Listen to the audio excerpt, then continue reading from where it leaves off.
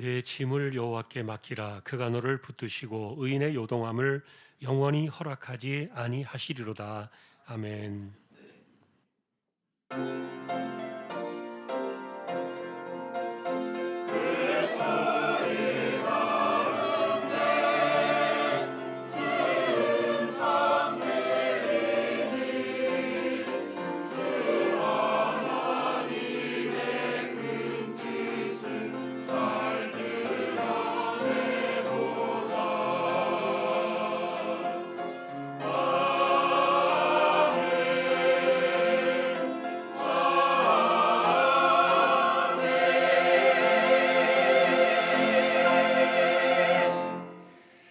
하나님 아버지 감사합니다. 주님의 날을 주셨습니다. 저희들을 예배자로 세워두시니 감사드립니다. 부족한 인생들, 심령들 성령께서 붙들어 주시고 영과 진리로 예배하도록 우리 모두를 주장하여 주옵소서. 하나님 홀로 영광을 받으시옵소서. 존귀하신 예수 그리스도의 이름으로 기도하옵나이다. 아멘.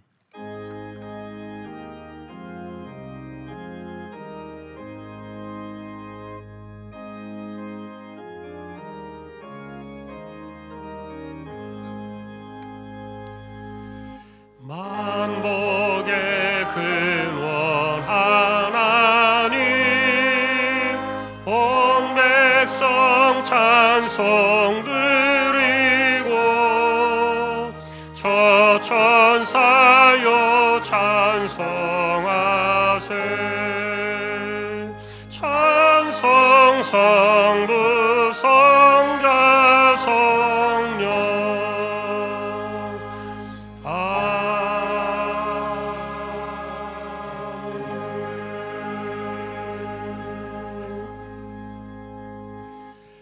하늘에 계신 우리 아버지여, 이름이 거룩히 여김을 받으시오며 나라의 마옵시며 뜻이 하늘에서 이룬 것 같이 땅에서도 이루어지이다.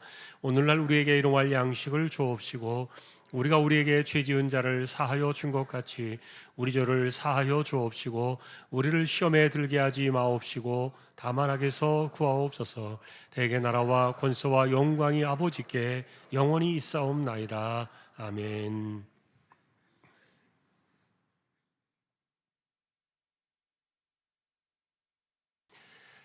너희 의인들아 여호와를 즐거워하라. 찬송은 정직한 자들이 마땅히 할 바로다.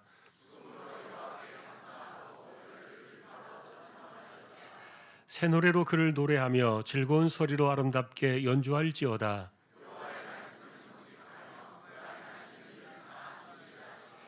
그는 공의와 정의를 사랑하시며 세상에는 여호와의 인자하심이 충만하도다.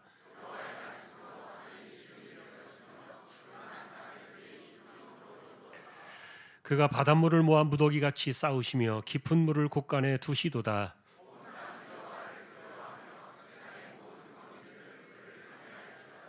아멘.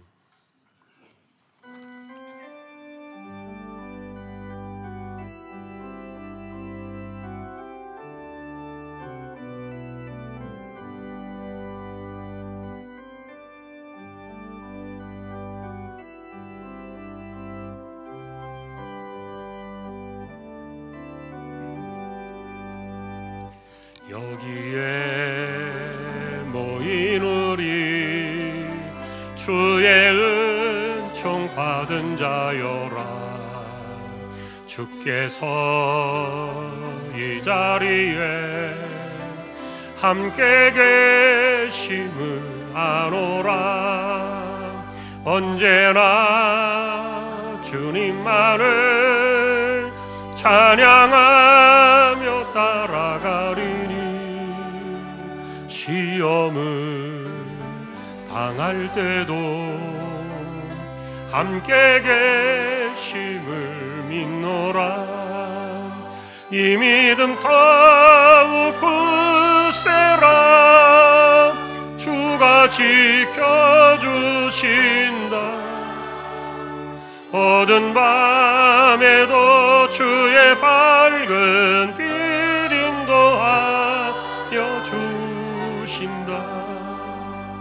주님이 뜻하시니 헤아리기 어렵더라도 언제나 주 뜻 안에 내가 있음을 아노라. 사랑과 말씀들이 나를 더욱 새롭게 하니 때로는 넘어져도 죄와 승리를 믿노라. 이 믿음 더욱 굳세라. 주가 지켜주신다.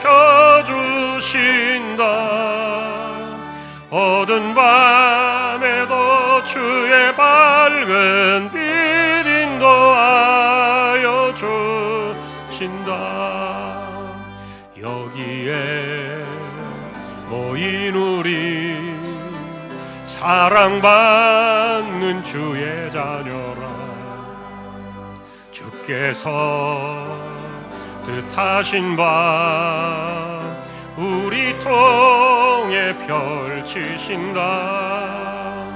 고통과 슬픔 중에 더욱 주님 의지하오니 어려움 이겨내고 주님 더욱 찬양하라. 이 믿음 더욱 굳세라. 주가 지켜주신다. 어두운 밤에도 주의 밝은 빛 인도하여 주신다.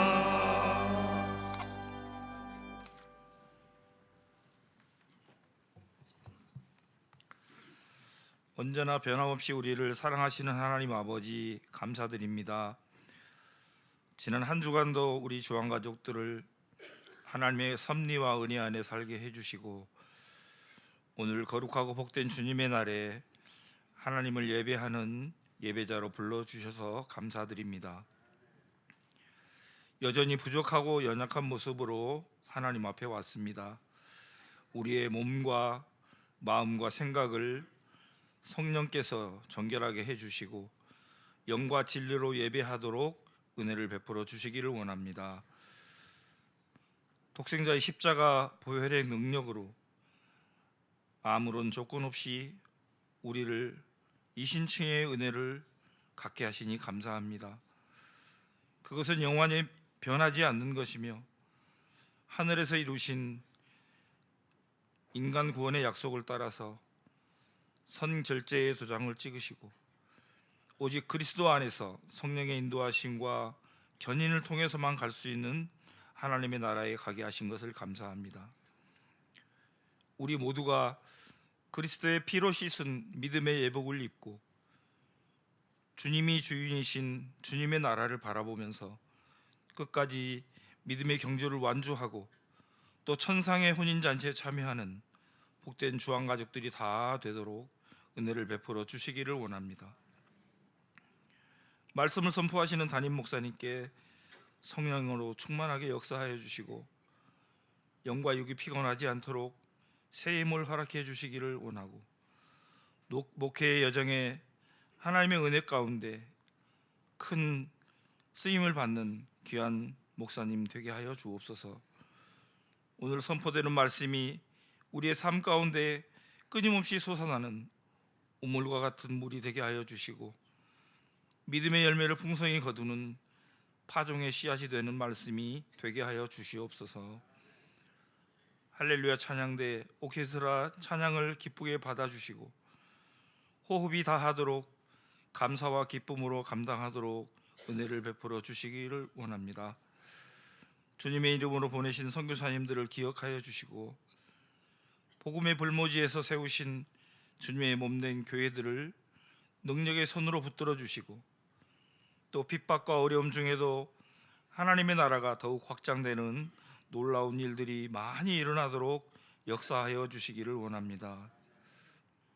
우리의 언행 심사가 주님이 주신 화평과 건덕을 세우게 하시고 어린 와이와 같이 항상 자신을 낮추는 겸손과 또 한 영혼을 귀하게 여겨 남을 나보다 낮게 여기고 예수님이 우리의 스승이심을 밝히 알고 우리가 예수님의 제자로 살아가는 이유가 우리 안에서 분명하게 또 확실하게 드러나는 우리의 삶이 되도록 인도하여 주시옵소서. 저희들에게 하나님께서 가장이 되시는 믿음의 가정을 주셔서 감사드립니다.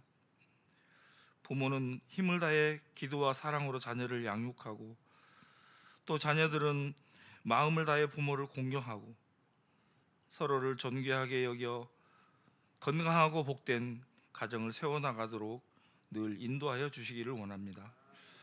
하나님 아버지, 혹여 우리의 가정에 어렵고 힘든 고난이 있더라도 강청하는 기도에 전능의 손으로 응답해 주시는 하나님께 우리의 짐을 다 맡기고 성령을 의지하여 믿음으로 승리하는 주왕가족들이 다 되게 하여 주시옵소서. 우리를 영원히 요동하지 않도록 붙들어 주시는 하나님께 감사와 영광을 돌려오며 우리의 삶의 주인 되시는 예수님의 이름으로 기도드리옵나이다. 아멘.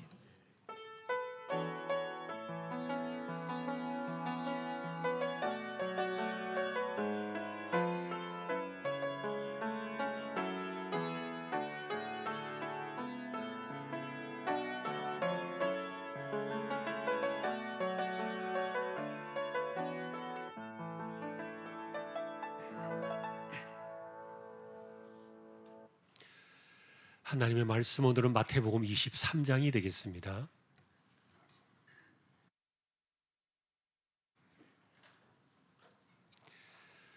1절부터 12절까지 교독하겠습니다. 이에 예수께서 무리와 제자들에게 말씀하여 이르시되 그러므로 무엇이든지 그들이 말하는 바는 행하고 지키되 그들이 하는 행위는 본받지 말라. 그들은 말만 하고 행하지 아니하며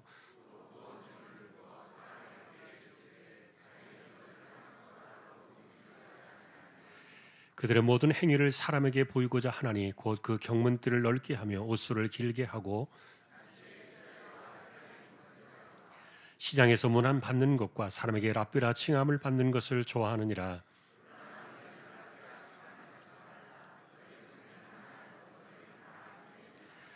땅에 있는 자를 아버지라 하지 말라. 너희 아버지는 한 분이시니 곧 하늘에 계신 이시니라.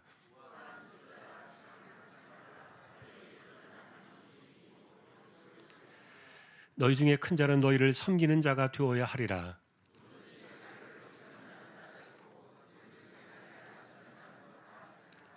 아멘. 교회 소식입니다. 주보 12쪽 함께 해주시기 바랍니다. 이번 주 성경 읽기는 역대하 7장에서 28장까지가 되겠습니다. 어제까지 적립된 낙헌 예물은 1312만 7,5008원이 되겠습니다. 65.73% 적립이 되었습니다. 아버지 학교 개설이 6월 첫 주부터 5주 동안 토요일에 진행이 되는데 지금 12명이 신청을 하셨습니다. 30명 이상 되어야 개설이 되는데 여러분이 남자분들 좀 열심을 내셔서 한번 참여해 주시기를 부탁을 드립니다. 그리고 이번 주 토요일에도 결혼식이 있습니다. 두 가정이 있는데 권여성 집사님의 가정은 11시, 그리고 이미애 집사님 가정은 오후 1시, 옆 동네에서 각각 진행이 됩니다. 2시간 차이로 진행이 되는데 여러분도 축하해 주시기 바랍니다. 자세한 내용은 주보를 참조해 주시기 바랍니다. 오늘 아래 광고는 3.1금속 김종근 집사님 사업장 소개되었습니다. 또 기도를 부탁드립니다. 이제 하나님 앞에 예물을 드리는 시간입니다. 정성껏 준비하신 예물을 하나님께 드리겠습니다.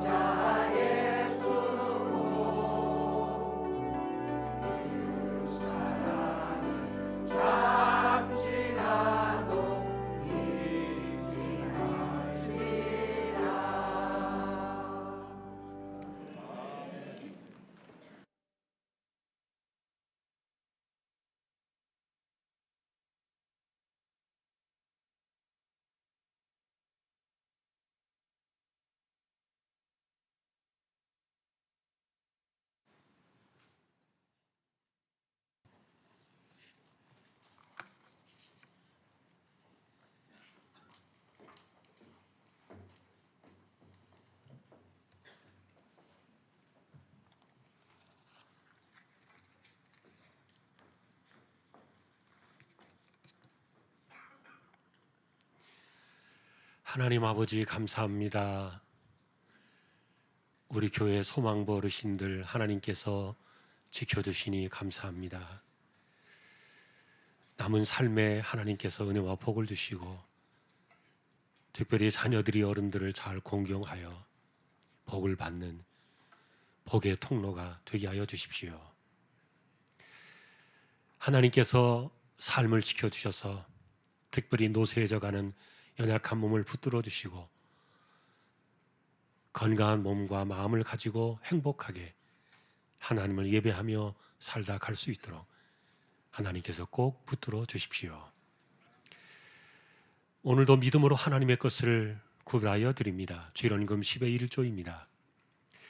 목적을 따라 선교, 구제, 장학, 차량 보이지 않는 가운데 드려지는 낙헌 예물이 있습니다. 또 여기에 감사를 드립니다. 하나님의 돌보심의 은혜에 감사드립니다. 은혜 중에 체육대회를 마치게 하시니 감사드립니다. 올 한 해 직분 잘 감당케 하시며 말씀에 순종하며 낮은 자리에 섬기는 삶 되게 하옵소서.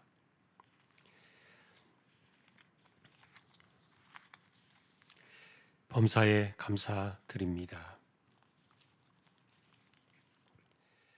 선경이가 21번째 생일을 맞았습니다. 지켜주시고 인도해 주셔서 감사합니다. 남편의 건강 회복을 통하여 믿음이 더 굳건해질 것을 믿으며 감사드립니다. 한 주간도 지켜주시고 예배드릴 수 있도록 지키시며 머리부터 발끝까지 건강할 수 있도록 함께 하실 주님께 감사드립니다. 하나님 아버지 은혜로우신 자녀들 기억하여 주옵소서. 말씀을 마음에 새기고 세상을 바라보지 않고 신앙의 뿌리를 대를 이어 내려가게 하옵소서. 감사드립니다. 범사에 감사드리며 수술이 잘 되고 항암 치료 중입니다. 남편이 잘 이겨내고 건강 회복되기를 기도합니다. 건강하게 지켜주옵소서. 범사에 감사합니다. 사랑과 지혜로 한 주 지켜주셔서 감사합니다. 말씀 묵상과 찬양이 넘치는 은혜로운 가정으로 이끌어 주옵소서. 사랑합니다. 주님. 내 짐을 여호와께 맡기고 복음만으로 들어가 성령을 따라 행하게 하옵소서. 하나님 은혜를 감사합니다. 딸의 생일 맞음에 감사드립니다. 지혜롭게 잘 자라게 지켜주셔서 감사드리며 귀하게 쓰임받는 아이로 자라게 지켜주시기를 기도합니다. 할렐루야. 범사에 감사하면서 한마음으로 주님을 섬기는 귀한 가정으로 축복하시고 말씀 안에 바로 살며 자녀들의 기업 번창하여 앞길에 시온의 대로 활짝 열리도록 역사하여 주옵소서. 아들의 생일을 감사드리며 늘 주님을 인정하고 의지하는 복된 삶을 살기를 기도합니다. 건강하게 생일 맞게 하시니 감사합니다. 늘 주님께 사랑받는 복된 인생이 되기를 기도합니다. 모든 것을 감사함으로 받아 버릴 것이 없게 하라. 75년 동안 지켜주심을 생일 맞아 감사드립니다. 앞으로도 주님과 동행하는 삶을 살게 하옵소서. 삶 가운데 늘 건강 주시며 지혜롭고 복된 자녀들로 자라게 하옵소서. 가족 건강 늘 지키시고 복된 길 인도하옵소서. 자녀들을 통하여 좋은 차를 주신 하나님의 은혜를 감사드립니다. 주신 모든 은혜에 감사합니다. 구역 대신방 감사드립니다. 구역원들 모두 영역이 강건케 하시고 가정과 자녀들을 지켜 주옵소서. 오늘도 우리의 손길입니다. 중심을 보시는 하나님 감사합니다. 조항의 식구들 기도의 무릎으로 이마에 땀 흘려가며 이 험난한 세대에서도 잘 이겨내며 승리의 길을 걸어가도록 하나님 붙들어 주시고 때를 따라 돕는 은혜로 우리의 손이 빈손이 되지 않게 하시고 헛된 것이 하나도 없게 하여 주옵소서. 존귀하신 예수 그리스도의 이름으로 감사하며 기도 올리옵나이다. 아멘.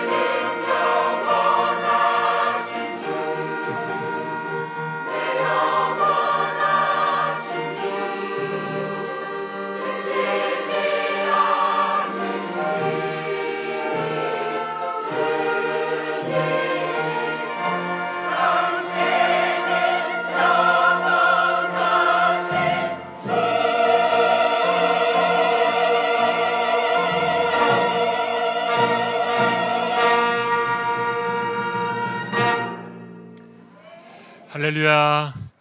하나님 감사합니다. 찬양으로 섬겼습니다. 오늘도 귀한 종들을 늘 이렇게 세워주셔서 감사합니다. 힘 주시고 건강 주시고 주신 사명을 잘 이뤄가기에 부족함이 없게 하여 주십시오. 말씀을 듣고자 합니다. 부족한 종과 저희 모두에게 성령께서 충만하게 임재하여 주십시오. 존귀하신 예수님의 이름으로 기도합니다. 아멘. 오늘도 말씀의 은혜가 함께 하시기를 주님의 이름으로 축복합니다. 지난주에 저희는 부모 공경의 진실을 살펴보았습니다. 사람이 만든 전통이 성경을 폐해버리는 그 세상을 개탄하셨던 주님의 구절이었습니다. 그러면 전통은 무조건 반성경적인가? 그것은 아니었습니다. 전통이 무조건 반성경적이라는 말은 아니고 그것이 사람의 가르침이나 전통이 하나님 말씀을 버리게 될 때 그것이 틀렸다는 의미였죠. 최고의 진리는 우리에게 성경이고 그리고 이것보다 더 높고 더 우선하는 가르침은 없는 줄로 믿습니다. 오죽하면 말씀은 예수님 그분 자신이다 이렇게 말씀하셨기 때문에 말씀을 훼손하는 것은 그분을 찢어버리는 것과 같은 겁니다. 자, 문제는 이런 일들에 대한 오해가 있었는데 사실 지난주 주제는 고르반이었지만 이것을 만든 사람들의 입장에서는 그들이 소중하게 쌓아올린 그 전통과 가르침을 공격한다고 상당히 불쾌하게 여기면서 무척이나 자존심이 상한 상태로 그들은 반응을 보였습니다. 하지만 성경을 훼손하는 것은 그리스도의 몸을 찢는 것과 같기 때문에 이거는 한 개인의 자존심이나 권위의 문제와 대체할 수 없는 일이었어요. 여러분, 불행하게도 우리 곁에 있는 천주교는 교황이나 교회 회의가 성경보다 더 높은 그 자리에 있습니다. 간단하게 말하면은 그들은 사람이 지금도 만들어낸 전통을 성경보다 더 높은 권위 위에 놓고 있는 거예요. 기독교라는 그 이름이 이렇게까지 변질되어져 갈 수 있는 것 굉장히 불행한 일이에요. 자, 근데 여러분 문제는 이렇게 전통을 중시하는 이런 관례가 이제 신앙을 막 시작한 신앙이 어린 사람이 했겠습니까? 일반 성도들이 이런 전통을 만들겠습니까? 아닙니다.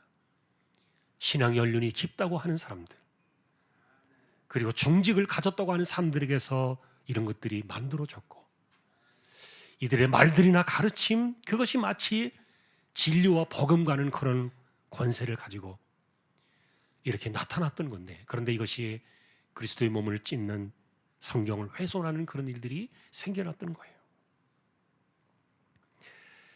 당시에 최고의 권위자들이라고 여겼던 바리새인들이 범했던 가장 큰 위험의 실책들이었습니다. 이것은 하나님의 나라를 훼손하는 것이었습니다. 자, 이런 점에서 예수님께서 지적하신 것은 성경이었지만, 그러나 이들은 자신들의 권위와 자존심을 공격한다고 생각을 했고, 그래서 예수님을 죽이려고 덤벼들었던 거예요. 사실 고르반이라는 그 허상은 제5계명, 이걸 제대로 살펴보면요, 자녀의 입장에서 금방 알 수 있는 내용이에요. 실제로 자녀들은 부모를 공경할 때 돈이 필요하다는 거, 이거 모르는 자녀 없어요. 그리고 부모를 공경하는 것이 부모의 그 말에 귀를 기울여주는 마음 씀씀에 있다는 거, 이거 조금만 돌아보면 아무도 모르지 않아요. 그런데 고르반 제도를 악용해서 돈의 부담을 덜어주고 부모를 섬기는 그 마음의 부담을 덜어주니까 옳다구니 하고 딱 받아들여서 죄책감 하나도 없이 이렇게 넘어갔던 거예요.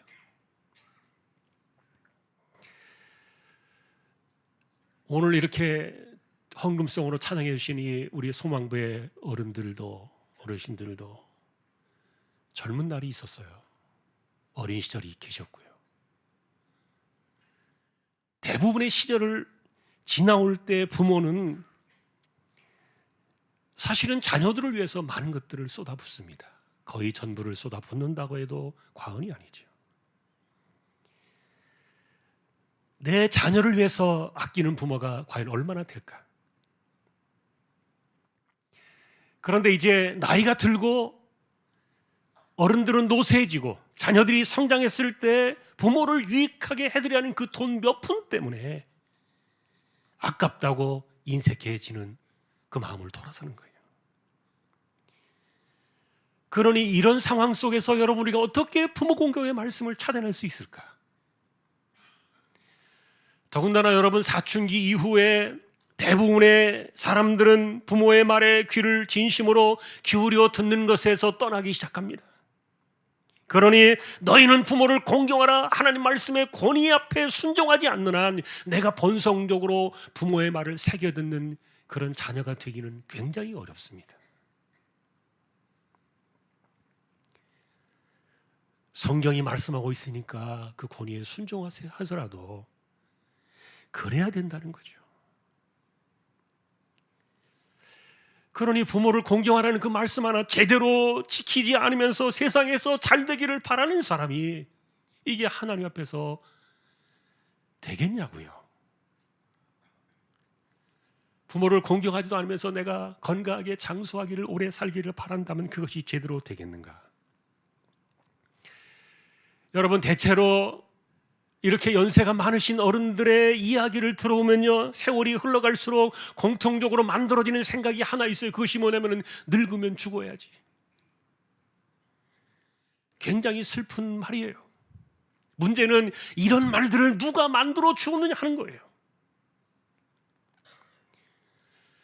실제로 부모는 그런 세월이 올지라도 마지막 시간까지라도 자녀들에게 부담이 되고 싶지 않기 때문에 그런 말들을 생각을 하게 되겠지만, 그러나 부모에게 그런 마음을 갖게 하는 그 자녀들은 도대체 무엇입니까?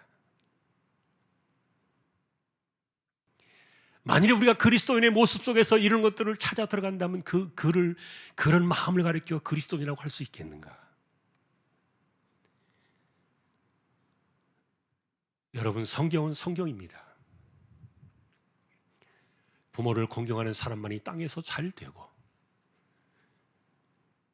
네가 오래 살 것이다, 장수의 약속, 그들만의 축복이라는 사실을 잊지 않는 저와 여러분 모두가 되시기를 주님의 이름으로 축원합니다. 베드로 사도는 주님이 이 땅에 오셔서 심판이 시작되어질 때 이런 말을 했어요. 이 세상을 향한 심판은 하나님의 집에서부터 시작될 것이다. 정말 간이 뚝 떨어질 만한 그런 두려운 이야기를 그는 왜 했을까? 왜냐하면 여러분, 심판의 그날이 찾아올 때 누구는 봐주고 누구는 엄격하게 심사해가지고, 그래서 비슷한 사람인데 이 사람은 구원을 받고 이 사람은 심판에 이른다면 억울하다고 불평하는 그런 심판이 되어서는 안 될 것이기 때문에, 아무리 하나님의 구원은 은혜요 선물이라고 말한다 할지라도 적어도 하나님께서 우리를 바라보시는 그리스도인의 삶은 너는 그래도 그리스도인답게 살다 올 것이지 않느냐. 너는 그리스도인답게 살다 올 거야. 너는 거듭난 신자고 너는 성령의 사람이기 때문에, 다른 길은 없기 때문에 이 외길을 너는 걸어올 것이기 때문에, 그래서 하나님의 집에서부터 심판을 해도 괜찮아. 그것이 사도가 우리에게 전해주는 말씀이었어요.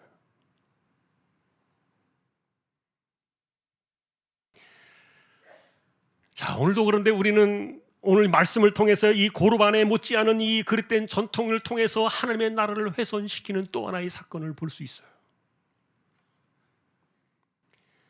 저는 사실 마태복음을 볼 때마다 두렵습니다. 왜냐하면 이신칭이라는, 우리는 너무 쉽게 말하는 그 이신칭에서 마태복음은 진정한 믿음이 무엇인가를 너무 강하게 이것을 요구하고 있었기 때문인데,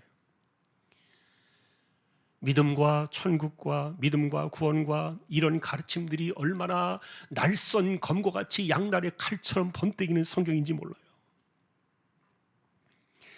이 본문 역시 서기관과 바리새인들을 향한 비판의 말씀으로 찾아왔지만, 그러나 결국 이것은 하나님의 나라를 훼손하는 삶을 살아서는 절대로 안 된다, 그것을 가르쳐준 말씀이었어요.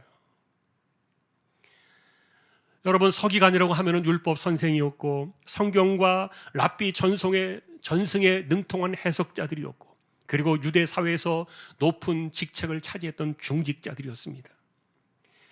바리새인들 역시 서기관들과 같은 정파에 속해 있었고, 그리고 율법 전체에 대해서 주도 면밀하게 지키면서 헌신했던 사람들로 알려져 있어요. 그러니 이들은 연륜도 깊었고요, 그리고 성경도 많이 알았고요, 그리고 기도도 많이 하는, 그래서 사람들이 보기에는 진지하고 도덕적인 수준이 높은 사람들이었는데, 그런데 예수님 오늘도 이들을 공격하신 겁니다. 어느 정도였느냐 하면은, 사실 세상은 이 정도의 사람들이 어딨나, 이렇게 옳은 삶을 사는 사람들이 어디 있길래 예수님이 저 사람들을 잘 몰라서 저렇게 공격하는 거 아닌가. 그래서 예수님의 공격에 동조하지 않는 세력이 굉장히 많았어요. 그러나 우리가 계속해서 강조하고 있는 것처럼, 주님께서는 이들의 삶이 틀렸다고 하시는 것이 아니라, 그들이 만들어내고 신봉하는 이 종교적인 체계나 정신적인 사고방식이나 그들이 살아가는 삶의 행태, 이런 것들이 성경을 훼손시키고 있었기 때문에, 그래서 오늘 우리는 이들의 이야기를 보게 될 겁니다. 그러나 이것은 그들만의 이야기는 아닙니다.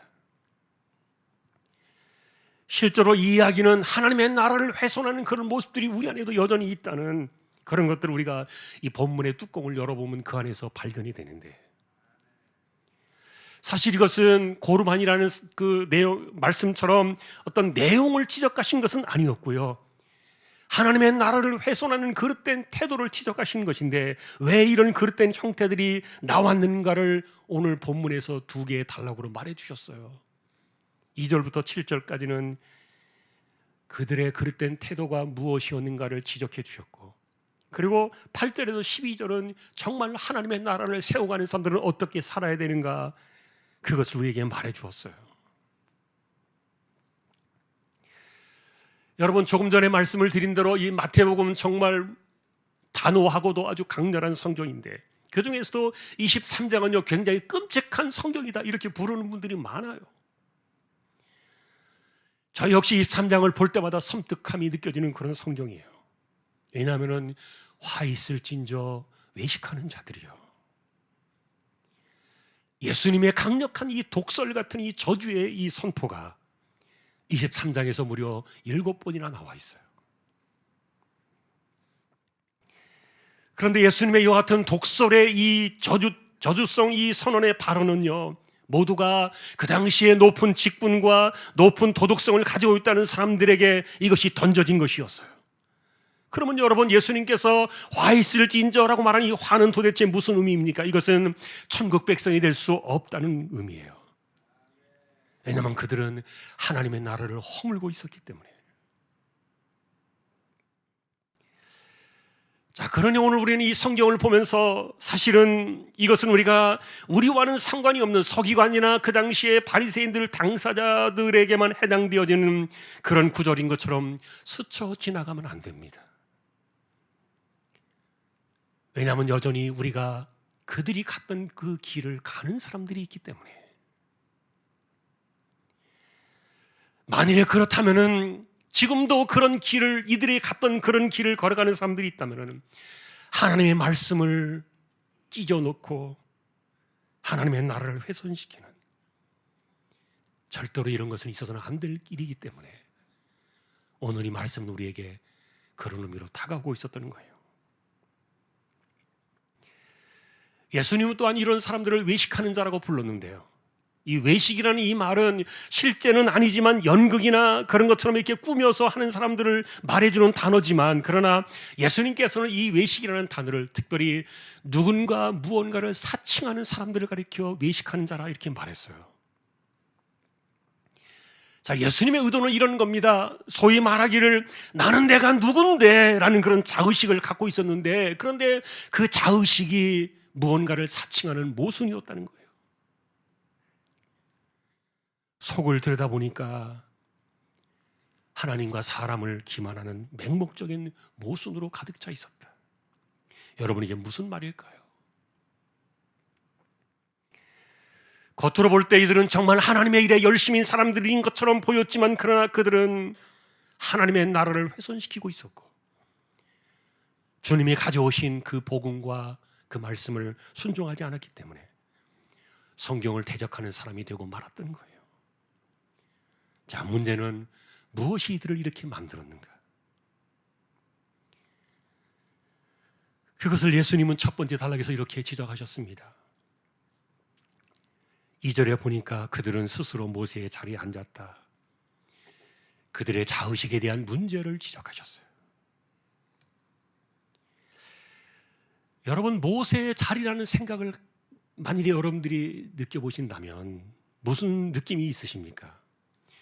그래, 모세의 자리, 그러면 상당히 높은 자리요, 그리고 탁월한 지위와 탁월한 영향력과 이런 것을 행사할 수 있는 특별한 직분의 자리, 아마 그런 느낌이 확 들어올 거예요.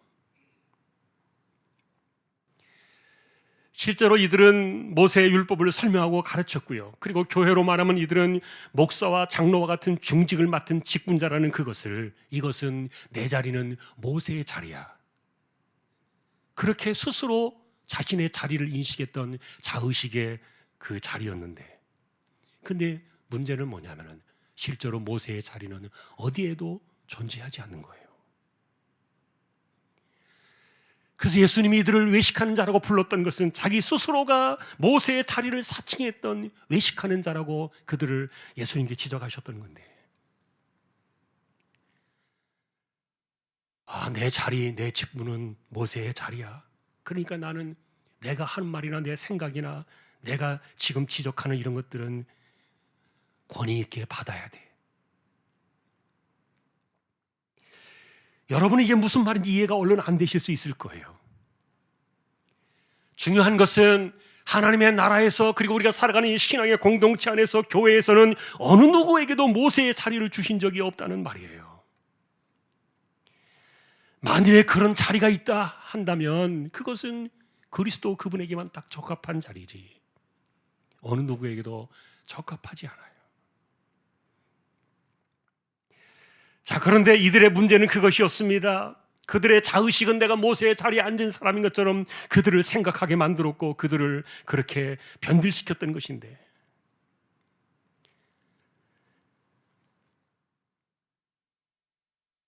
자, 그런데 이것을 주님께서는 모세를 사칭하는 가짜다 이렇게 낙인을 찍어서 너희 외식하는 자들이여 화를 당할 것이다. 자, 근데 문제는 여러분, 이런 그릇된 의식들을 갖고 살아가는 사람들을 우리가 어떻게 분별할 수 있겠느냐? 그 이야기를 해주셨어요. 자기가 만들어낸 그 모세의 자리에 앉아있다고 생각하는 사람들이 만들어내는 정말 희한한 삶의 행태가 있는 거예요. 3절에 보니까 그것은 말만 하고 그들은 행위는 하지 않았다 그랬어요. 그런데 예수는 이렇게 말씀하십니다. 그들이 말하는 것은 행하라, 그러나 행위는 본받지 마라. 여러분, 행위는 본받지 말라는 이 표현이 뭐냐면요, 가랑비에 옷이 젖는 거예요. 계속해서 이런 모세의 자리에 앉아있는 사람들의 그 분위기 속에 살아온 사람들은요, 누군가가 그것이 몸에 길들여져 가지고 또 다른 행위를 본받는, 이것이 전통처럼 쭉 이어져 갔던 건데,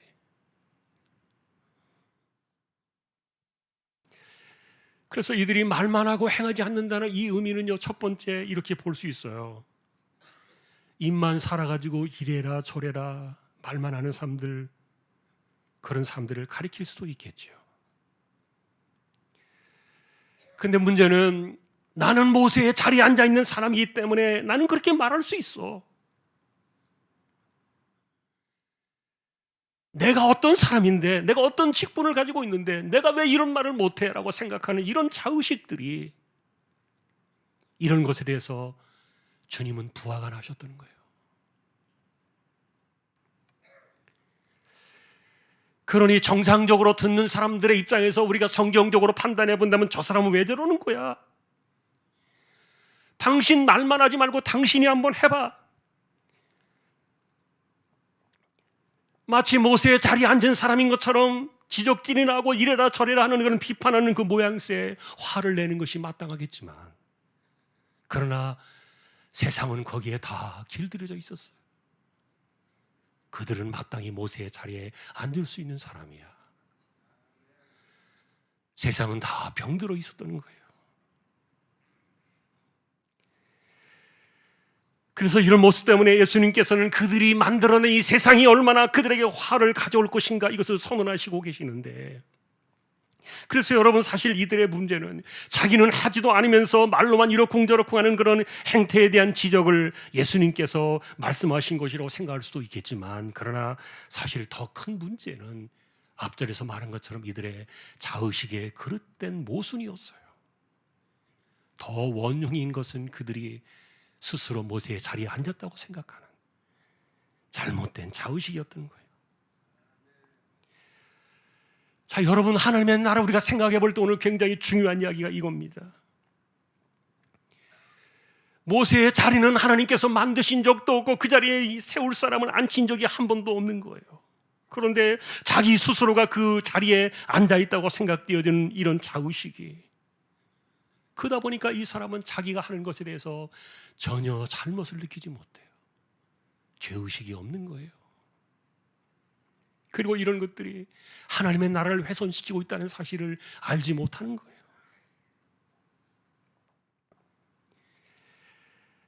또 하나의 문제는 여러분, 이들이 나타냈던 또 하나의 행태는요, 짐을 지우는 행태였던 겁니다. 본인은 손가락 하나도 움직이지 않았다 그랬습니다. 얼마나 슬픈 이야기입니까? 자, 그런데 여러분, 이것이 여기서 말하는 이 짐은요, 눈에 보이는 물건이 아니었어요. 이것은 사람들에게 감독자의 역할을 하는 것처럼 이래라 저래라 이렇게 저렇게 하라, 왜 그렇게 하지 않느냐, 왜 그렇게 못하느냐, 이런 마음을 압박하는 그런 태도가 바로 짐이라는 단어였어요.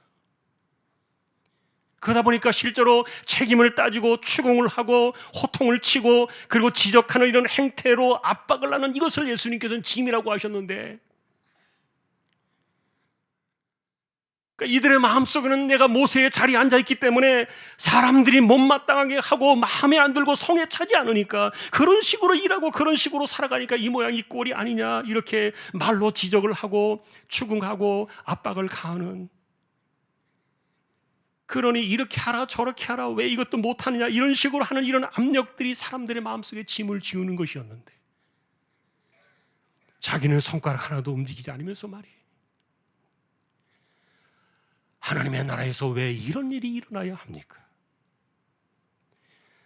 자, 모세의 자리는 주신 적이 없다 그랬고 아무도 그 자리에 앉힌 적이 없다 그랬는데, 내가 도대체 누군데라는 그런 잘못된 자의식 속에서 나오는 이런 잘못된 행태들, 누가 누구에게 마음의 짐을 지울 수 있는 겁니까? 예수님께서 이런 일에 대해서 역으로 말씀을 주셨습니다. 수고하고 무거운 짐진 자들아, 다 내게로 오라. 내가 너희를 쉬게 하리라. 주님 우리에게 마음의 짐을 풀어주시겠다고 부르셨어요. 그러니 교회는 마음의 짐을 풀어내기 위해서 오는 곳이에요.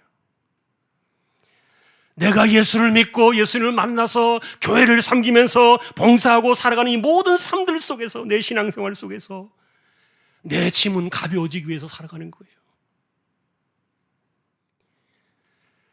그런데 이런 잘못된 생각을 갖고 있는 사람들은 여전히 사람들의 마음속에 이 짐을 안겨줍니다. 예수님은 열심히 그 마음의 짐을 풀어내주시고, 사람은 계속해서 그 안에 계속 이 마음의 짐을 갖다 놓고,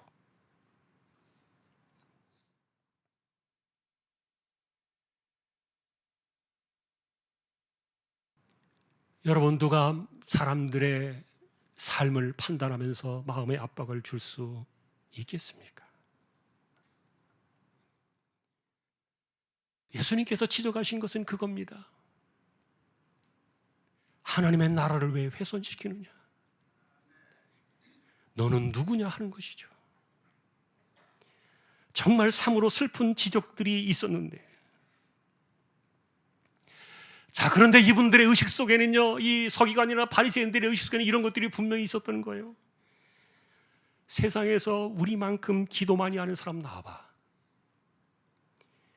우리만큼 고민을 많이 하고 우리만큼 열정을 많이 가진 사람이 어디 있느냐? 한번 나와봐라.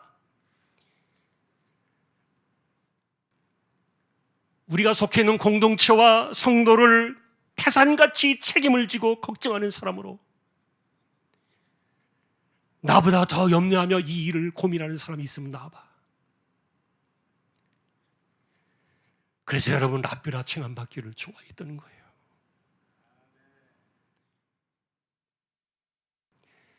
스스로 그런 자리에 있다 보니까, 그래서 아무도 내 눈에 들어오지 않는 사람들, 내 마음에 들지 않는 사람들, 이런 사람들을 바라보면요, 불만이 생겨날 수밖에 없고 그들을 향해서 압박할 수밖에 없는 이 마음의 짐을 자꾸만 만들어낼 수밖에 없었던 거예요.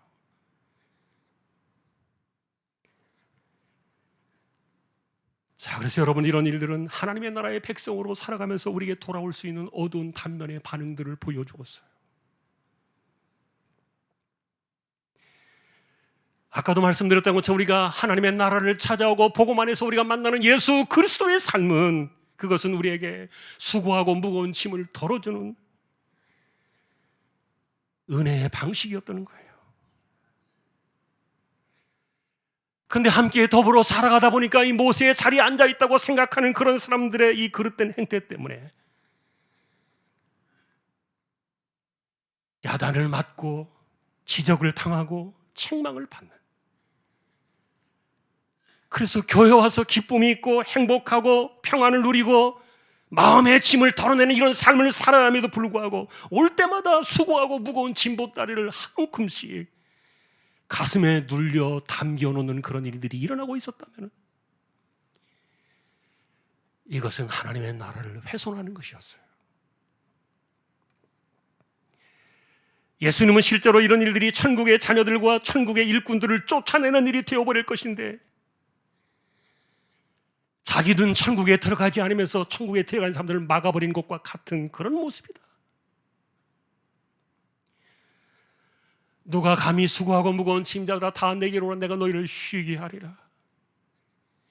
이 주님의 의도를 훼손시키는 사람들을 우리가 어떻게 해야 되겠습니까?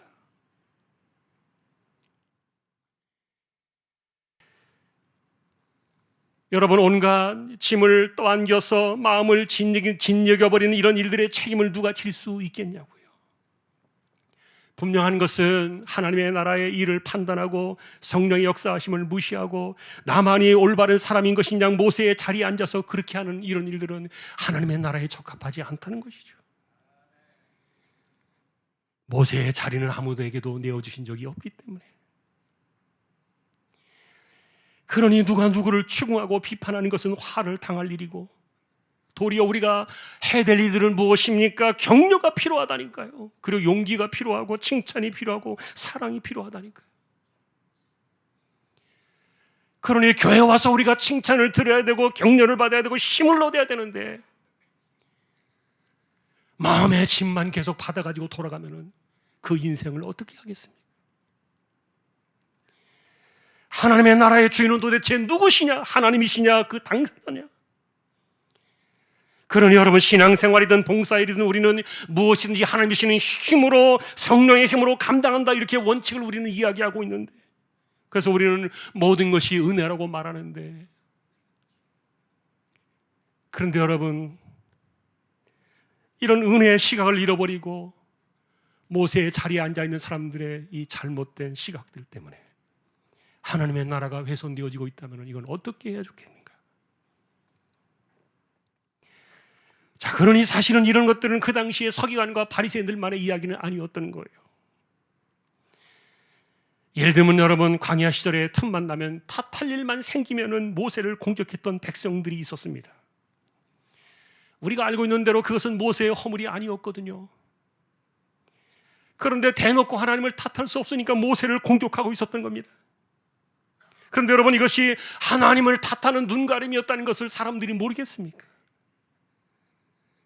마찬가지입니다. 여러분, 하나님의 나라에서 하나님의 일을 놓고 누군가를 탓한다면 그것은 그를 탓하는 것이 아니라 그를 통하여 일하시는 하나님을 탓하고 있는 거예요.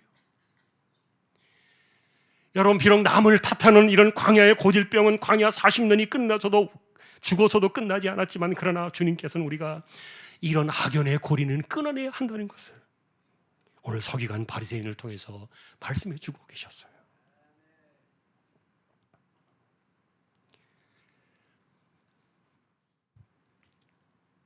제가 유튜브를 최근에 또 보니까 천땡땡이라는 어떤 여자분이 계시더라고요. 이름을 보니까 선교사라고 이렇게 제목을 붙여놨는데, 자기가 천국과 지옥을 갔다 왔던 어느 교회에서 간증을 하고 있었어요. 무슨 얘기를 하나 들어봤어요. 얼마나 호통을 치는지 몰라요. 집사가 그런 식으로 생활해가지고, 그런 식으로 살아가지고 어떻게 천국 가냐. 얼마나 야단을 치던지. 주일학교 교사를 세워놓으니까 그딴 식으로 하니까 교회를 다 말아먹지. 예를 들어서 막 그런 식으로 막 얘기하는데 섬뜩하더라고요.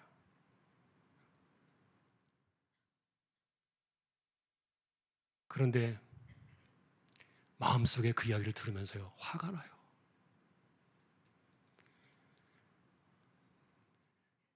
저놈이 도대체 뭐냐? 하나님이 누구에게 호통을 치라고 권세를 주는가? 아무도 없어요. 그런데 어떤 분의 이야기를 또 들었어요. 목사님, 저는 교회 가면요, 우리 목사님한테 하루 종일 야단 맞고 기가 죽어가지고 돌아와요. 교회만 가면 만나기만 하면 나를 호통 치는데 내가 마음이 너무 힘들어요. 남의 교회니까 제가 말하기는 어려웠습니다만 그냥 견디세요. 어떻게 하겠어요? 근데 여러분, 교회는 야단만 지르고 오는 것이 아니에요. 교회는 호통치는 소리를 들으려고 오는 것이 아니거든요. 누가 이렇게 교회를 변질시키고 있는 것입니까? 누가 훼손을 시킵니까?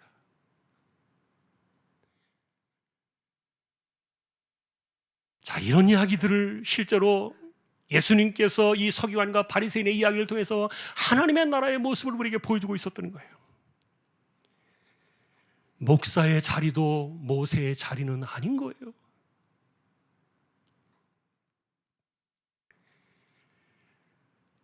그러니 교회에서는 그 자리에 앉을 수 있는 사람이 아무도 없기 때문에 예수님께서는 우리에게 8절에서 중대한 이야기를 하나 하셨어요. 너희는 다 형제니라. 누가 누구를 지시하고 누가 누구를 비판하고 누가 누구를 책망하고 누구 누구를 따지고 누구를 호통을 치면서 사람을 탓하는 그런 자리는 하나님의 나라에서 없는 거예요.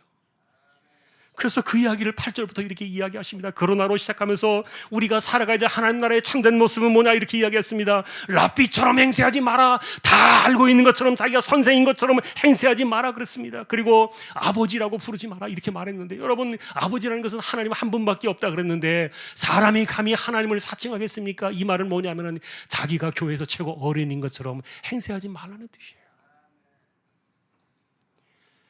그리고 나만이 지도자인 것처럼 그렇게 말하지 마라. 오직 우리의 선생은 그리스도 한 분이시요 우리는 모두가 형제가 아니냐. 그러니 만일에 누가 나는 높은 사람이라고 생각되어지고 나는 그럴 만한 사람이라고 생각되어진다면 도리어 그는 낮은 자의 모습으로 섬겨라. 그럼 내가 인정해 주겠다 그랬어요.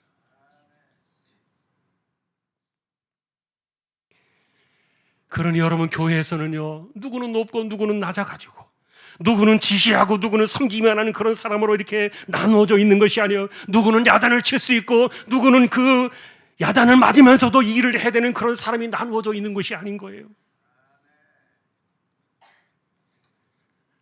나는 누구니까 내 말을 들어야 되라고 말하는 이런 지도자라고 말하는 이런 것들이 교회에서 존재하지 않는다는 겁니다.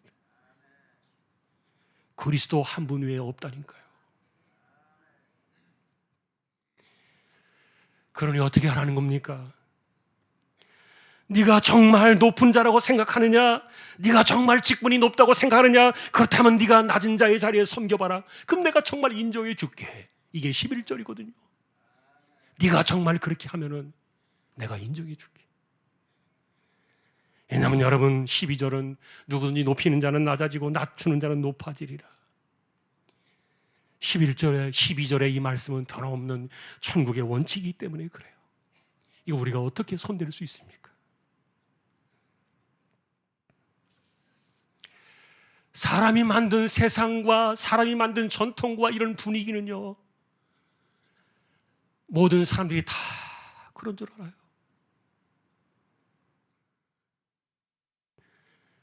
그래서 늘 오면은 교회 와서 야단만 맞고 정죄를 당하고 그리고 호통을 받고 이렇게 살아간 사람들이 교회가 당연히 그런 줄 안다니까요. 그게 무슨 교회입니까? 여러분, 그거를 교회라고 말할 수 있나요?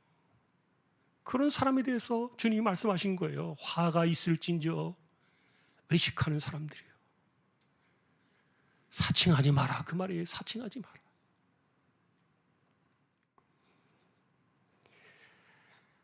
자, 여러분, 오늘 우리는 이런 모습들이 우리 안에서 있다는 것을 말하는 것이 아니에요. 우리가 그럴 수도 있다는 부분들을 우리가 돌아보면서 성경을 통해서 우리는 확인하는 겁니다. 교회는 어떤 것입니까? 수고하고 무거운 짐자들아 다 내게로 오라. 내가 너희를 쉬게 하리라. 내 짐은 쉽고 가벼움이라. 이것이 하나님의 나라를 맛보는, 하나님의 나라를 경험하는 사람들의 삶이지, 끊임없이 우리에게 마음의 짐을 갖다 주어주는, 이것은 하나님의 나라를 훼손하는 것이에요.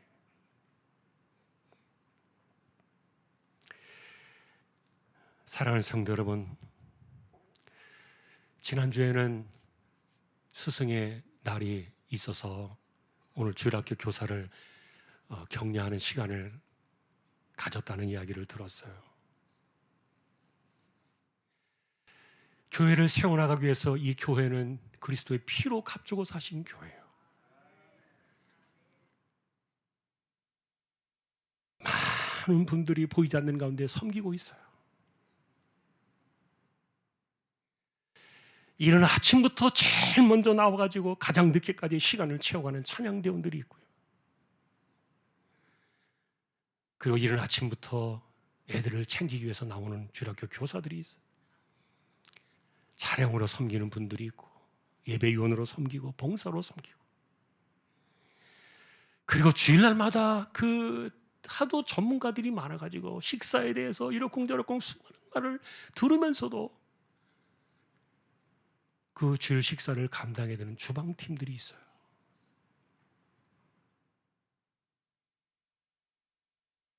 누구는 소중하고 누구는 소중하지 않겠습니까? 여러분, 교회 일꾼은 목사와 장로만이 아니라니까요. 모든 사람들이 일꾼이고, 그런데 예수님께서 그렇게 말씀하셨던 거예요. 8절에서. 그래서 우리는 다 한 형제니라. 그러니 누가 이렇게 하나님의 나라를 훼손하려고 하는 사람들이 있다면, 여러분, 이것은 어쨌든 그 사람은 그 사람대로 화를 당할 거예요. 그러나 여러분, 우리는 그런 길을 배우면 안 된다는 거예요. 그래서 처음에 말씀하셨던 겁니다. 그 사람들의 말은 지킬지라도 행위는 본받지 마라. 이 가랑비에 옷이 젖는다니까요. 안 좋은 것은 잘 배우잖아요. 빨리 배우잖아요. 교회가 하나님이 기뻐하시는 수많은 보이지 않는 여러분들의 섬김을 통해서 교회가 세워져 가고 있고요. 잘하느냐 못하느냐의 문제는 그 일을 맡기시고 시키시는 하나님께서 보실 것이고요. 그러니 우리가 한 것은 뭡니까? 부족하다고 여기는 사람이 있으면 붙들어주고, 힘을 북돋아주고, 용기를 주고, 격려하고, 힘을 내세요. 우리가 좀 더 잘해봅시다. 하나님의 나라에서 우리는 형제의 개념으로, 형제의식으로 그렇게 살아가야 돼요. 모세의 자리로 이 교회가 갈라지는 것이 아니에요.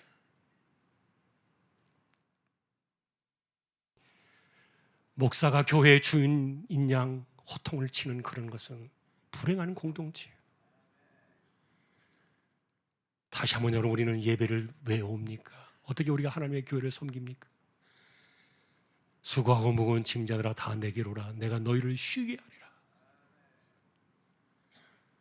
주님의 쉼이 필요한 세대입니다. 우리에게는 격려가 필요하고, 그리고 칭찬이 필요한 시대예요. 용기가 필요한 시대예요. 정말 네가 높은 자라고 스스로 여긴다면 낮은 자의 모습으로 섬겨봐라. 그래야 내가 인정하겠다. 이것이 진리입니다. 그렇지 않은 것은, 그렇지 않다면 그것은 전부 다 외식하는 것이 되는 것이고, 불행하게도 그런 사람은 하나님께서 화를 당하게 하실 거예요. 이건 저의 말이 아니에요.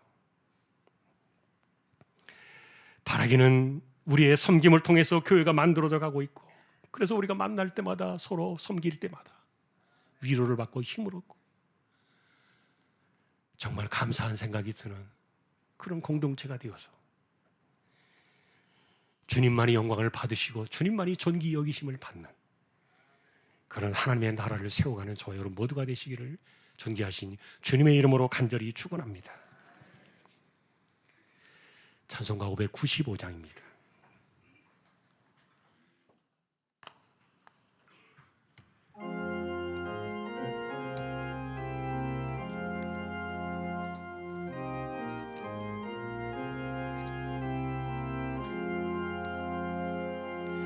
나 맡은 본분은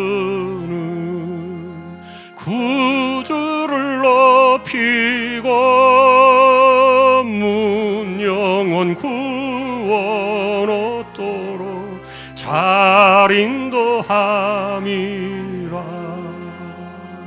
부르심 받들어 내 형제 섬기며 구주의 뜻을 따라서 내 정성 다하리.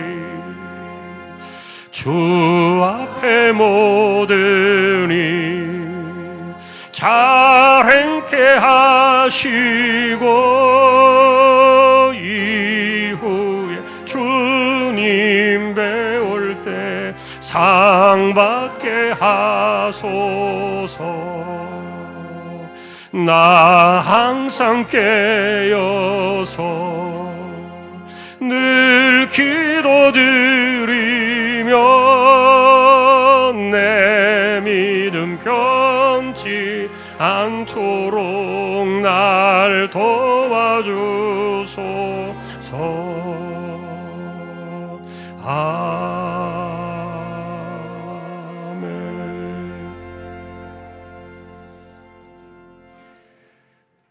일어나셔서 우리 파송의 기도하겠습니다. 오늘도 우리가 눈을 감고 두 손을 가볍게 앞으로 들고 주여 한번 외치고 기도를 드리겠습니다. 주여, 하나님의 나라에서 형제로 살게 하옵소서. 너희는 다 형제니라. 누가 랍비며 누가 아버지며 누가 지도자냐? 너희는 다 형제니라. 그리스도 안에서 우리는 낮은 자의 모습으로 섬기며 살아가는 거예요. 그래서 수고하고 짐진 자들아 다 내게로 오라. 내가 너희를 쉬게 하리라. 약속의 말씀이 이루어지는 거룩한 공동체가 되기를 소망하면서 우리 함께 주여 외치고 기도로 나아가겠습니다. 주여, 하나님 아버지, 우리를 긍휼히 여겨주시고 피값으로 세우신 하나님의 나라를 훼손시키지 아니하고 주님의 몸된 교회를 잘 세워나가는 거룩한 종들이 되어 우리가 정말 하나님 앞에서 형제라는 사실을 한 번 더 기억하며 아무도 하나님의 나라에서는 모세의 자리에 앉혀두신 사람이 없다는 것을 기억하는 우리 모두가 되게 하여 주옵소서. 피값으로 세우신 하나님의 나라를 훼손한 일들이 성경에서 보여줬던 그와 같은 아픔의 일들이 우리 안에선 일어나지 않게 해주시고 우리가 모두가 하나님의 은혜 가운데 섬김의 자리에서 힘을 얻고 정말 우리 마음의 짐을 내려놓으며 힘을 얻으며 내 짐은 쉽고 가볍다 하셨던 주님의 말씀을 따라 하나님의 나라를 세워가는 거룩한 주님의 종들 모두 되게 하여 주옵소서.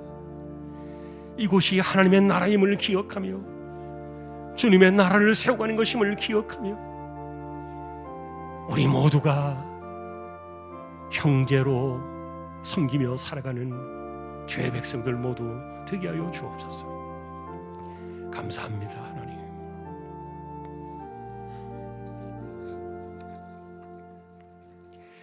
이재용 집사님, 최태경 청년, 신비한 집사님, 조인성 청년, 김한솔 청년, 백경래 집사님, 조말순 집사님, 이들을 의탁합니다. 병원 치료받는 이들, 암 치료하시는 분들, 병약한 사람들, 가난한 사람들, 은혜가 필요한 사람들, 하나님이여 그들을 오늘도 꼭 기억하여 주시고 특별히 연세 많으신 분들 기력을 붙드시고 맑은 정신 총기가 흐려지지 않게 하여 주옵소서. 이분들의 삶을 통하여 자녀들이 복을 받게 해주시고 자녀들이 살아계신 부모님께 감사를 드리고 부모를 공경하여 약속의 복을 받는 자녀들이 많아지게 하여 주옵소서. 선교지와 개척된 교회와 세우신 주님의 종을 기억해 주시고 젖먹이 어린아이부터 백발의 노년에 이르도록 주왕의 식구들을 지켜주셔서 우리가 만들어가는 이 세상은 주님께서 피값으로 세우신 하나님의 나라임을 기억하며 너희는 다 형제니라 주셨던 그 말씀을 기억하며 그렇게 섬기며 주님의 이 공동체를 세워나가기를 기뻐하는 우리 모두가 다 되기를 존귀하신 예수님의 이름으로 간절히 기도하오며 피값으로 우리를 불러주신 우리 주님 예수 그리스도의 은혜와 하나님 아버지의 사랑과 성령님의 감화 감동 위로 인도 교통 충만하심이 너희는 다 형제니라 하나님의 나라를 세워가는 원칙을 주신 그 말씀을 따라 믿음으로 섬기며 낮은 자리에서 섬기며 살아가기를 원하는 우리 모든 심령들 주왕의 가족들 위해 영원토록 함께 있을지어다. 아멘.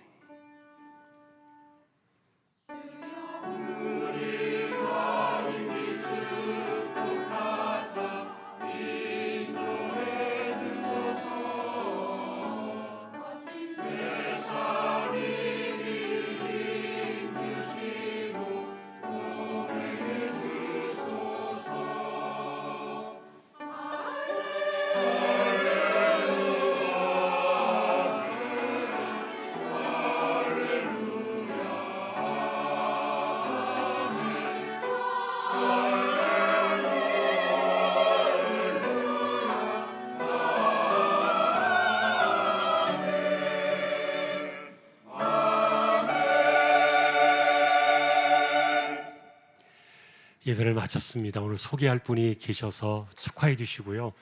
그리고 또 우리 새가족 수료증도 있습니다. 먼저 우리 강복순 성도님 어디 계신가요? 한번 잠깐 일어나 주시겠어요? 네, 그리고 반미와 권사님 어디 계신가요? 네, 여기 앞에 계시네요. 우리 감사합니다. 우리 두 분 박수로 환영하십시다. 감사합니다. 그리고 할인이도 왔어요? 여기 앞에 있네요. 네, 네, 우리 아기 잠깐 축복 기도하겠습니다. 잠깐 앞으로 나와 주세요.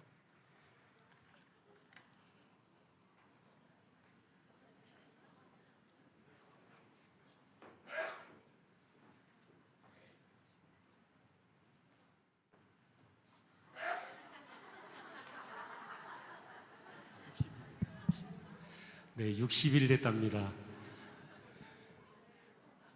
고개는 잘 가누고 있어요. 네, 네, 우리 아기 축복 기도하겠습니다.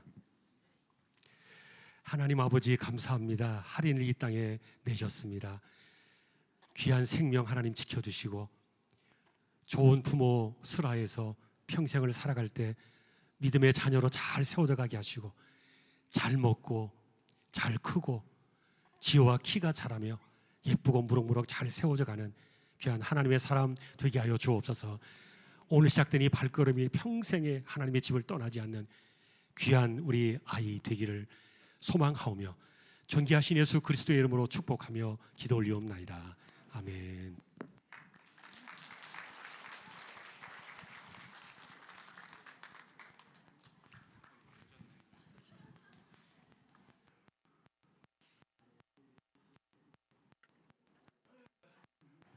예, 그리고 김삼희 집사님,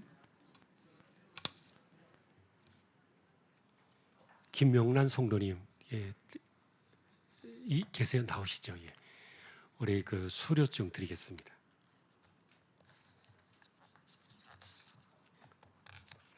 제가 나오실 때 먼저 읽겠습니다. 수료증서 이름 김삼희 새가족부 수료 축하드립니다. 주 2024년 5월 19일 대한유장교 중앙교회 담임목사 한근수.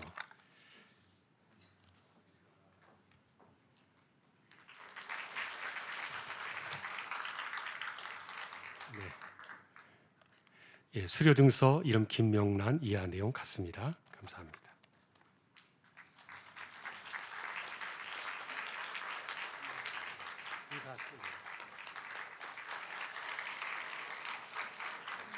네, 지금 전도회에서 준비한 또 꽃다발 있습니다. 감사합니다.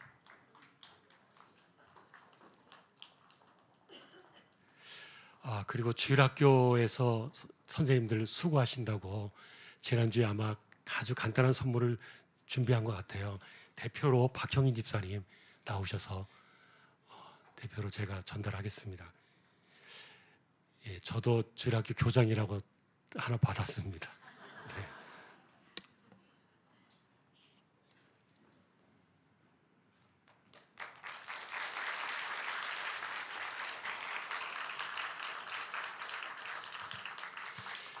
네, 오늘 그 아버지 학교 영상이 준비됐다고 하는데 잠깐 그 길지 않은 내용인데 짧은 영상입니다. 함께 봐주시고 또 많은 분들이 참여했으면 좋겠어요. 12가정이 지금 신청이 돼서 18가정 이상 더 들어와야 됩니다. 18분 이상. 여러분 좀 우리 아내들이 적극적으로 남편들을 보내주셔서 참여할 수 있게 해주시면 좋겠습니다. 우리 영상 보시고 교대 찬양하겠습니다.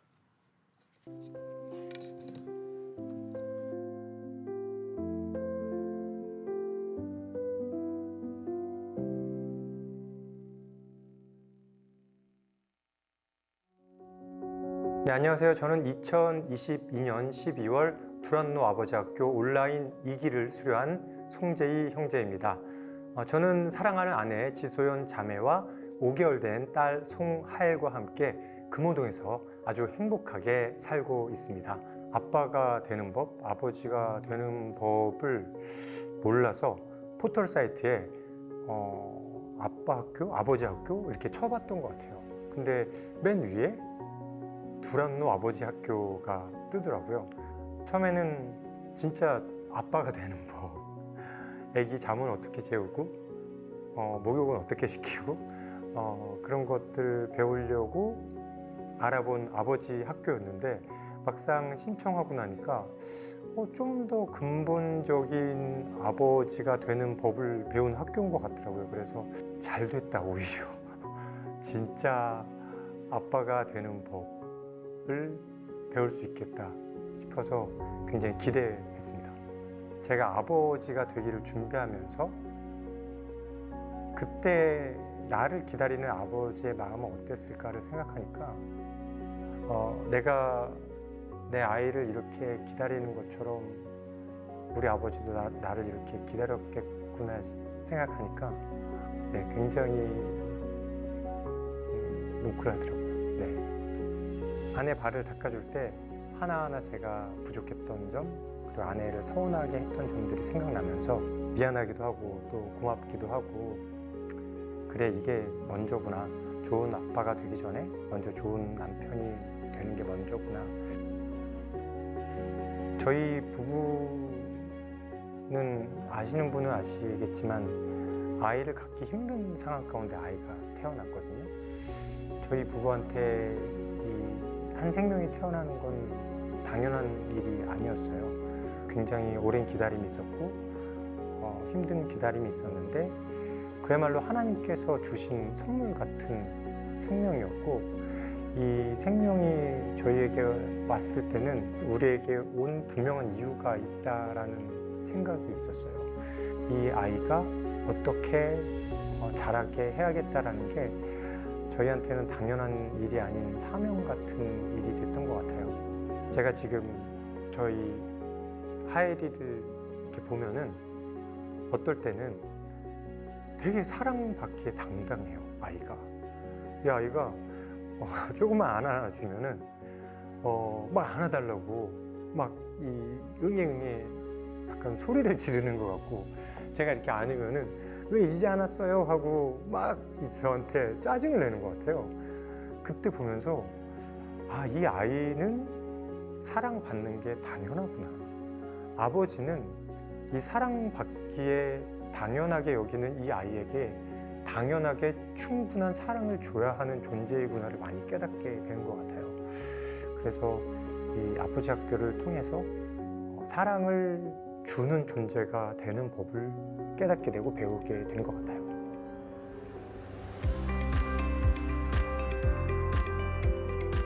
저는 물론 코로나 시대에 온라인으로 감사하게 했지만 이제 코로나가 끝나고 엔데믹 시대가 왔고 이제 오프라인 시대가 열렸는데 제가 되게 소망했던 거예요. 뭔가 오프라인에서 직접 만나고 또 동기분들과 함께 또 선배님들과 함께 나 혼자 아버지가 되기 위해 끙끙 앓는 것이 아니라 옆에서 함께 힘주고 우리 아버지가 될 수 있다. 좋은 아버지가 될 수 있다.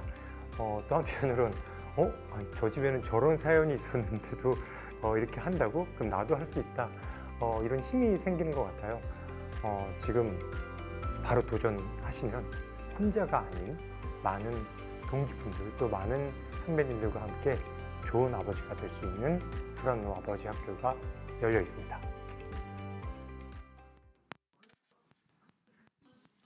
다 같이 교제 찬양하시겠습니다.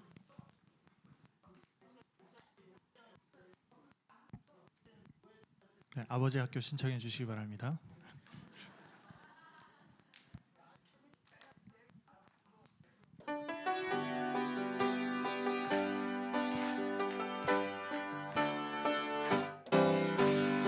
예수 안에서 우리 화목됐네.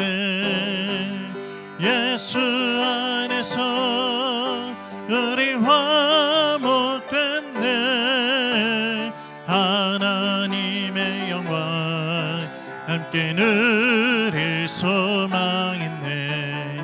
예수 안에서 우리 다 같이 손잡고 찬양하시겠습니다. 예수 안에서 우리 사랑 안에, 예수 안에서 우리 사랑 안에 하나님의 영광 함께 누릴 소망 있네. 예수 안에서 우리 사랑